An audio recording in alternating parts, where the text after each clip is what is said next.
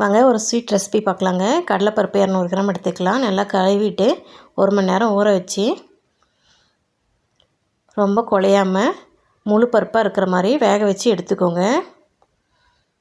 நல்லா ஆறுனதுக்கப்புறமா மிக்ஸி ஜாரில் 4 ஏலக்காய் போட்டு நல்லா நைஸாக அரைச்சி எடுத்து வச்சுருங்க. எந்த டம்ளரில் பருப்பு அளந்தமோ அதே டம்ளர்லேயே இந்த மாதிரி குண்டு வெல்லத்தை நல்லா பொடி பண்ணி 2 டம்ளர் எடுத்துக்கோங்க. இப்போ கடாயில் 1/2 டம்ளர் தண்ணி விட்டு வெல்லத்தை போட்டு கரைச்சி வடிகட்டி எடுத்துக்கோங்க.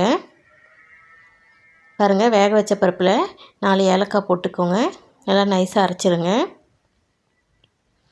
இப்போ நான் கடாயில் வடிகட்டி வெள்ளை தண்ணி எடுத்து வச்சுருக்கேன். அதுலேயே கடலைப்பருப்பை வேக வச்சு நைஸாக அரைச்சதை அதிலே போட்டு நல்லா கிண்டி விடுங்க. ஒரு 1/4 சிட்டிகை உப்பு போட்டுக்கலாங்க. அப்போ தான் வெல்லம் நல்லா உரைக்கும்பாங்க. இப்போ நான் 1/2 கப் தேங்காய் துருவல் போட்டிருக்கேன். நல்லா கிண்டி விட்டுட்டே இருங்க. நல்லா ட்ரை ஆகிடும். அதுக்கப்புறமா அடுப்பை அமுச்சிட்டு அது ஒரு பக்கம் அப்படியே ஆறட்டுங்க. நம்ம யூஸ் பண்ணுறப்போ உருண்டை பிடிச்சி தனித்தனியாக எடுத்து வச்சுக்கோங்க. உங்களுக்கு எந்தளவுக்கு வேணுமோ அந்தளவுக்கு உருண்டை பிடிச்சி எடுத்து வச்சுக்கோங்க. இன்னொரு பவுலில் தேவையான அளவு உப்பு, பேக்கிங் பவுடர் 1/4 ஸ்பூன், இட்லி சோடாப்பு 1/4 ஸ்பூனுங்க, 1/2 கிலோ மைதா மாவு, தேவையான அளவு தண்ணி விட்டு நல்லா சப்பாத்தி மாவு பதத்துக்கு நல்லா பிசைஞ்சு எடுத்துருங்க. ஒரு 2 மணி நேரம் அப்படியே வச்சுருங்க. நல்லா ஊறி வரட்டும். அதுக்கப்புறமா நம்மளுக்கு எந்த அளவுக்கு சைஸ் வேணுமோ அந்தளவுக்கு பார்த்து உருண்டை பிடிச்சிக்கலாங்க.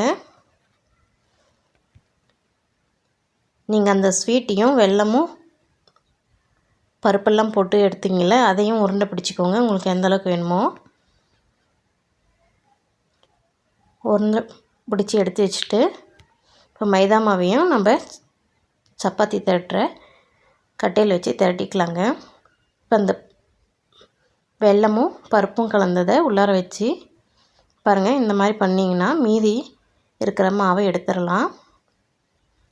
இந்த மாதிரி எல்லாத்தையுமே உள்ளார பூரணத்தை வச்சு ரெடி பண்ணி எடுத்து வச்சுருங்க.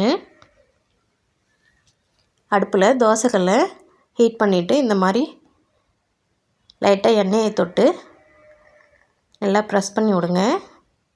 இப்போ தோசைக்கல்லில் போட்டு ஹீட் பண்ணி எடுத்தால் அருமையான ஒப்புட்டு ரெடிங்க.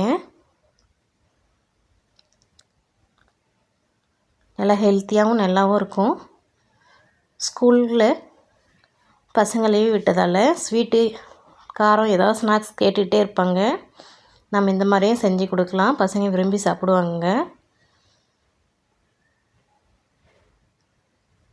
நீங்களும் இது மாதிரி செஞ்சு பார்த்துட்டு டேஸ்ட் எப்படி இருந்துன்னு சொல்லுங்கள். நம்ம சேனலை சப்ஸ்கிரைப் பண்ணி பெல் பட்டனை கிளிக் பண்ணுங்கள்.